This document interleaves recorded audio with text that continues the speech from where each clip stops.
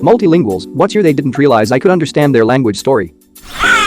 I live in England, but I come from Poland and I'm fluent in Polish alongside English. Couple of days ago I was ordering at a Subway when two Polish employees started talking. It went something along the lines of this fat ass wants chicken and bacon, and they laughed. On a side note, I feel like that's not that uncommon of an order, right? When it got to putting vegetables on the sub, I gave my order fully in Polish with a big smile on my face. The order cost me £4.80, but the looks on their faces were priceless. IDK, what's wrong with those people? Chicken and bacon is an excellent combination. You'd think with Polish being the second most spoken language in England, they'd be a bit more careful. Wow, is it really? I had no idea.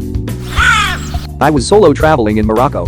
I'm 22, female and speak Arabic enough to understand conversations, basic words and phrases, etc. I was trying on clothes at a small shop, and there were two women helping me choose what to try on. They started talking about me in Arabic, saying how I would be a great wife for one of the ladies' sons. They were going on, and as I was leaving I responded in Arabic, "No thank you, but I appreciate your help," and they were stunned. Good thing you could speak enough to get by. You could have been in an awkward situation. As a Moroccan, this is so funny, given how many times I've heard people talking like this. Was a high school student in Toronto, but I speak Slovak, which is similar to Czech and Polish. I was going to school on the subway in the morning, and two good-looking women started to talk in Polish right next to me. I usually like to strike up conversations with fellow Central Eastern Europeans. Unfortunately, they started talking about how one of them has had a burning pee problem. With nowhere to move on the packed subway and no headphones, it was an awkward thing for a 15-year-old to hear from two ladies. It got a little worse later when they started to talk about women problems. Now I have no issues with that convo nowadays, of course, but 15-year-old virgin me was a bit mortified. A long 45 minutes. Edit. Word. Hack. Something similar happened me though just last week. Also in Toronto, huge Polish U community in my area. I was on the bus and two ladies started speaking Ukrainian. I leaned forward to say hi just as one said, "My vagina burns so much it's so fucking itchy, I want to tear it off," and instead of hi, I gave a little gasp as my jaw hit the floor. Her head snapped towards me, and we both turned red as tomatoes. She got off at the next stop. I'm a black American. My dad was military and stationed in Korea from his late teens to mid-20s. He picked up on the language, and as a child he taught me. It was like our secret language to talk around my mom with. She hated it. Anyway, I went to college with a large Asian population. While me and some friends were in a study room, a group of students came, and I asked us to leave so they could use the room in English. There was no time limit, no sign up, no nothing where they had that right. So I explained that we were here first. Why do they want this particular room? Then they start speaking Korean and say something along the lines of, "Ugh, of course the black bitch is being difficult, they've been here for a while, they need to leave. Maybe we can lie and say the professor reserved it." I respond, in Korean, "Call me a bitch in English so I can punch you," and everyone in this room knows why. Their faces turned bright red, they couldn't say anything, they just looked at me in shock, and then left the room. Not me, but my dad, very white guy with equally white Irish last name, was born and raised in India. He speaks a variety of languages: Gujarati, Hindi, Konkani, English, Portuguese, etc. He was at an airport and sitting across from two young Indian women. One was saying to the other in Hindi, "Look at that fat old white guy over there." My dad got up, walked over to them and greeted them in Hindi, proceeding to make small talk about their flights and days. From his telling, there was a mix of shock and absolute embarrassment coming from him. He smiled and walked back to his baggage. "Holy shit, my mom talks a lot of crap about fat. Well, people in Urdu LMAO, I'm so scared this is gonna happen to her someday." It happened to my mom.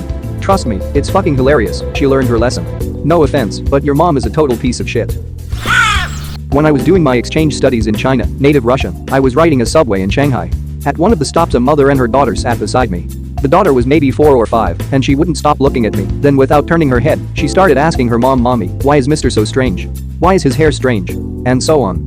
I didn't react as if I didn't speak Chinese, and the mother patiently told her daughter, "Mr. isn't strange, he's just a foreigner, they look different." I thought it was really sweet, so I started talking to both of them in Chinese. They were very nice and I hope they're doing great now. Wholesome. I spent a semester in Beijing, and I found that people would stop and take pictures with me. I'm 6'3", blonde-haired and blue-eyed. I couldn't figure out why these girls kept taking pictures with me, so I asked one of the people that was taking us around Beijing, and he said, "Oh, it's because you're exotic here." I was in the line to renew my license at the DMV. Two Latina girls were behind me and were talking about me having pretty blue eyes in Spanish. They turned 3 shades of red when I turned around and said thank you. That's sweet. Hell yeah, it was. I was grinning for a week. Did you actually say thank you, or was it gracious? Gracious, and I spoke with a few minutes in Spanish about where they were from. My dad grew up in Egypt and now travels the world for Dole, the fruit company. Once he was in Morocco at a plant who were possible suppliers and they tried to deceive him. They showed him the safety guidelines that were written in Arabic, but were describing different standards in English. My dad doesn't look like a typical Middle Easterner and has a very nondescript accent, so they thought they could fleece him. After the dude was done talk, my dad says that's not what it says, and the guy says, "What do you mean?" My dad repeats the statement but in Arabic. The guy apparently dropped his jaw and all he could say was, "You speak Arabic?" Needless to say that Moroccan plant did not get the gig. Also props to your dad for understanding Moroccan Arabic. No native Arab speaker can even understand it. Maybe the fact it was written out made it easier. But I'm a true first-gen American and don't speak my parents' native language, so I'd have no idea. Not me, but my dad. We are from South Africa. My dad speaks 5 English, Afrikaans, similar to Dutch, French, Italian, and German. He emigrated to the UK in early 1995 when a lot of other South Africans were doing the same due to embedded racism of a fledgling nation. But I digress. He was on the underground in London when he overheard 2 guys speaking about a pretty woman on the train in Afrikaans, my dad's native tongue. According to Dad, they were being incredibly rude and using quite graphic descriptions of what they wanted to do to her. My dad decided to speak up and told them to fuck off and to not speak to people that way. They don't know who is listening. The 2 guys looked horror-struck and shut up immediately. The lady turned to my dad at her stop and said, in fluent Afrikaans, I bet they couldn't do half those things with their tiny dicks. My dad just laughed in shock and watched her get off the train. Pretty hilarious. Edited. Bad grammar. The ending made me LOL. My 50-year-old Afrikaans teacher had a similar experience while in the US visiting her brother. On the train from the airport, a young couple were vividly describing their plans for their evening, very sexual, in Afrikaans. When they left, she said in Afrikaans, enjoy your evening. They left blushing and in shock. This one is cute. If only the story ended with and that's how I met your mother. And that kids is how I met your mother. Moved to Thailand and took extensive language training. Was drinking coffee in a quiet shop and the barista and the waitress started guessing my age. Where I was from. Why I came there 3 days in a row, lived close by. And I was thinking cool. They think I'm cute. How flattering, and then the barista said, but he is a little fat. So when I left I told her my age and hometown. When she brought the change back I told her that yes, I am a little fat. I lived in Thailand for 2 years and always felt like weight was not a negative or shameful thing, but just an objective description. My interactions were with high school and college students, but it never seemed like bullying, from an American perspective, yeah. They have 2 very distinct words and phrases. Fat, iruin is negative but used affectionately for skinny people. The other that is always positive is chubby, can't spell, or pumby, usually used for chubby kids, but also for adults. It means like cherubic or cute fat.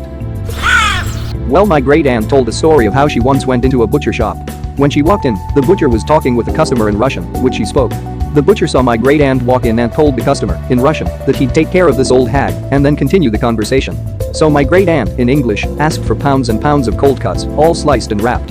When it was all ready, she told him, in Russian, to shove it up your ass and walked out. God, I loved that woman. Revenge is best served in cold cuts. Is your grandmother Stanley from The Office? I was on the subway in NYC a few months ago when a family sitting across from me was playing I Spy in Hebrew with their kids. The parents went around describing each person they saw on the train, so when they got to me I decided to play along. I looked up from my book, made a funny face, and covered my face with the book before the kids could find me. The parents started laughing and said to their kids, I spy someone who understands us. The parents and I shared a good laugh about it, while their kids got really excited that someone else spoke Hebrew. They never figured out who it was, but it made my commute a lot more fun.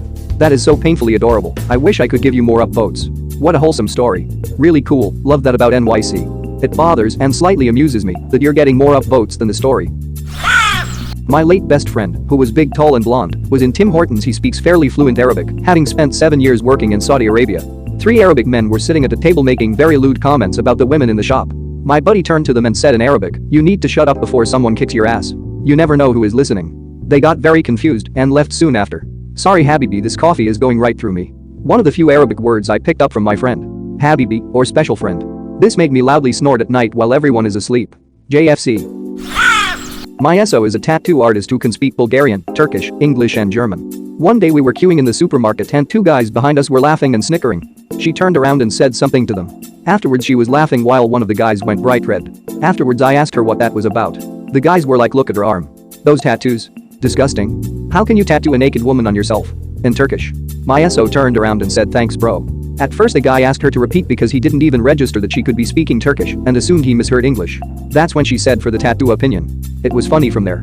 The guy apologized and said he has never felt so much shame in his life. His friend was saying at least buy them, my SO and I, some beers. This was in a small town outside of Dublin City, so I can understand why they didn't think there would be any Turkish speakers around. At least they apologized though, it's better than getting all huffy and leaving. I've said this before. It happened a while ago. I went to a psychiatric emergency ward once and asked for help and if they were comfortable to speak English. I understand Danish but have a hard time making myself understandable in it and didn't really feel like an idiot at a crucial time of my life. I stayed there for 4 days without anyone realizing I knew what they were saying about me right in front of me. 2 of the nurses thought I was cute. 1 doctor thought I was lying all the time. A patient thought I was a spy for the staff.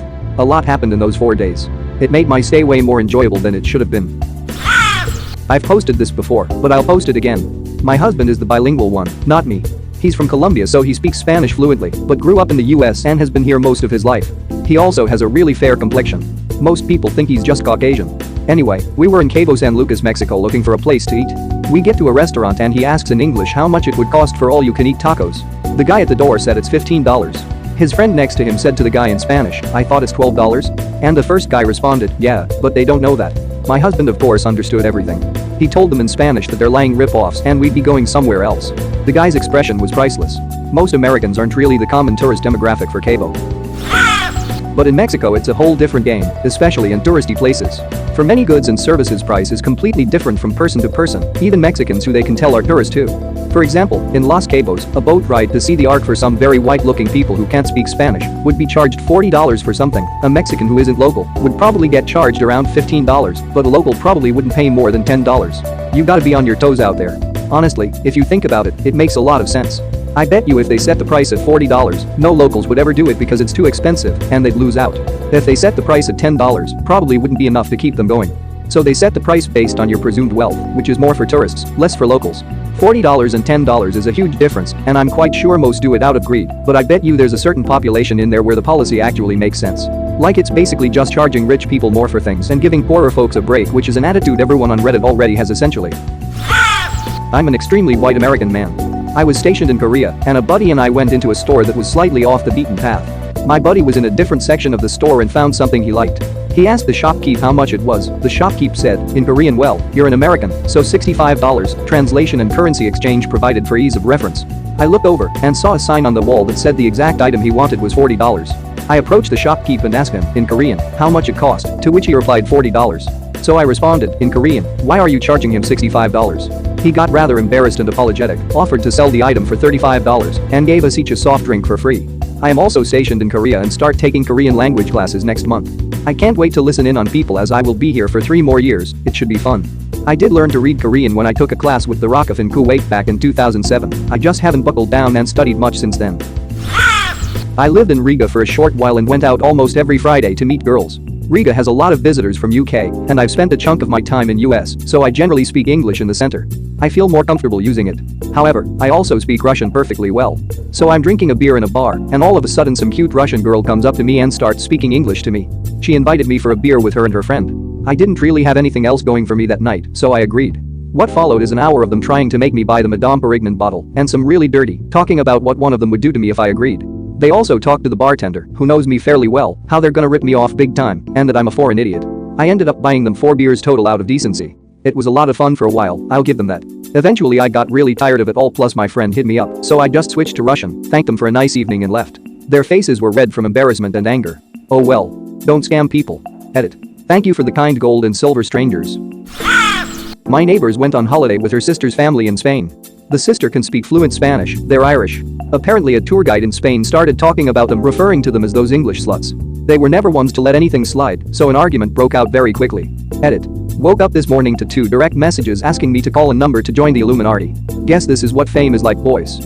In my limited experience, nothing pisses off the Irish more than being confused with the English. Yeah, whatever about the slut thing, to be honest. First of all, we're Irish sluts. My dad from Tennessee knows Chinese and goes to China often for work, etc. One time he was driving and hit a bird, getting it stuck in the front of his truck. A Chinese man saw the bird and says to his friend in Chinese, "He drove too fast." To which my dad says, "No, he flew too slow." Edit. Grammar. First gold. Thank you, kind stranger. That's awesome, and the dialogue reads like a Chinese proverb that I can't quite figure out the moral of. So just a regular Chinese proverb. Edit. First silver and first gold, thank you so much, you kind Redditors. Oh, the cooks at my job still don't know I'm fluent in Spanish, lol. Yes, I know everything you're saying, Alejo. Same, except I'm the exec chef and often speak really poor, broken Spanish occasionally to them on purpose. Usually I just try to help them with their English. It blows my mind how anyone could expect that a 30-plus year kitchen veteran wouldn't know Spanish, especially in the US. Ha, I know the feeling. They know I know a little bit. They don't know I worked in a hospital in Guatemala for a bit. Just switch to Spanish one day and forget English. Bonus points if you speak with advanced terminology and correct enunciation. I live in Austria, but my dad is from Brazil. All my Austrian aunts and uncles married a Brazilian. My grandparents from my mother's side opened and lead a factory of our family company in Brazil. That's why everyone was there, but some eventually came back to Austria, just like my mom with my dad. Me and my siblings were raised multilingual, but lived most of our life in Austria. So once when I was around 10, my mom and me were on a tram in Vienna with my little brother, who was around 2 at the time, in a stroller, and he starts crying, really loudly. Then one Brazilian lady starts speaking really loudly and in an obnoxious tone, something in the lines of, "Well, these European folks don't know how to treat their children with love. How can someone be so cold and unaffectionate to a child as to let them scream without taking them out of the stroller and holding them?" We were standing BTW. There was no seat big enough at the time where we could leave the stroller, so I was getting worried we were doing something wrong. I wanted to comfort my brother and get him out, but my mom stopped me and really loudly said in Portuguese, "Leave him. It is too dangerous to take him out of the stroller while we are standing here, and the tram is moving." You could see the women's face go from red to white and back to red, get up and get out so fast at the next exit that we just started laughing, and my brother ultimately calmed down. Not really exciting, but I find it funny when I think back. Happened to my wife when she worked at McDonald's. She looks a little on the Asian side but is from Guatemala. Group of Spanish-speaking people pay at the drive-thru and try shortchanging her. Driver says Esa maldita China no save counter, that damn Asian lady can't count. Wife takes the money and very politely says they are short in Spanish. Driver turns red while passengers couldn't stop laughing. You'd think that the stereotype of Asians being good at math would extend to counting. Spanish people have their own stereotypes, you racist son of a bitch. Literally everyone from China can count. The idiots in the car should have come up with a better burn LOL. I'm half Italian and German but took years of Spanish. I understand it really well. I had two guys that worked for me, one Colombian and the other Puerto Rican. The Colombian guy used to make fun of everyone in Spanish and speak it to other native speakers in front of me. After working there for a year I goofed. He was speaking to himself wondering where he put something. And I answered in perfect English over there. He shit a brick. Then warned everyone thereafter that I understood. As a native Spanish speaker can confirm, 95% of the Spanish-speaking population will call an Asian person Chino or China. Is it racist? Perhaps. My Mexican wife calls every Asian person Chinita. I said not all Asian people are Chinese through. She asked if she should call them Orientals instead. Oh, hun. Thank you very much for watching. Don't forget to subscribe and like this video. Tell me what you dislike or love about this video, so please comment below and hit the bell icon so you're notified anytime a new video is released. This is a WeCrow Media production.